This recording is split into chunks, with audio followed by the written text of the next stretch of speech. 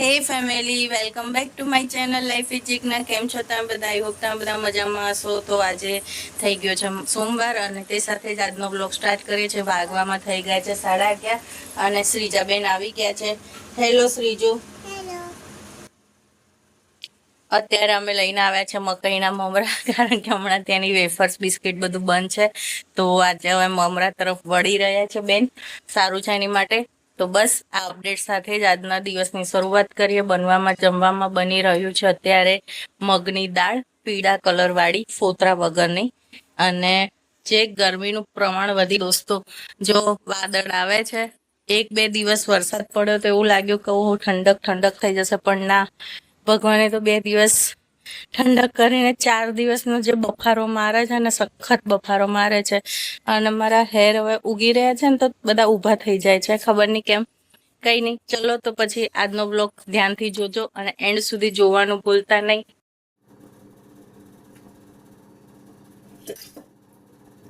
તો ગાઈઝ વાગી ગયા છે બપોરના 12 અને તે સાથે જ મેં રોટલી સ્ટાર્ટ કરી દીધી છે. હજી તો પહેલી રોટલી છે, ત્યાં તો પડતે નીકળી ગયા છે.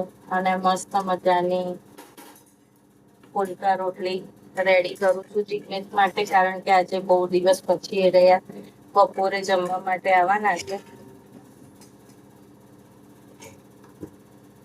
તો ચલો ફટાફટ રોટલી કરી દઈએ અને ગરમીમાંથી બહાર નીકળી જઈએ. અને પાછળ બેકગ્રાઉન્ડમાં તમને અવાજ આવતો હશે, વોશિંગ મશીન ચાલુ છે, કપડા એક બાજુ ધોવાય છે. તો ગાઈઝ વાગી ગયા છે રાતના 7:30 અને તે સાથે જ અત્યારે બ્લોગ ફરીથી સ્ટાર્ટ કરું છું. અને આજે બનાવે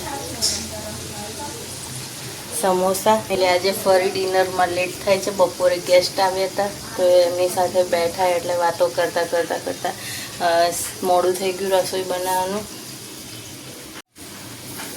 તો બસ કંઈ નહીં, અત્યારે હવે સમોસા તળી અને પછી ડિનર કરીએ અને પછી બાકીનું કામ કરીએ.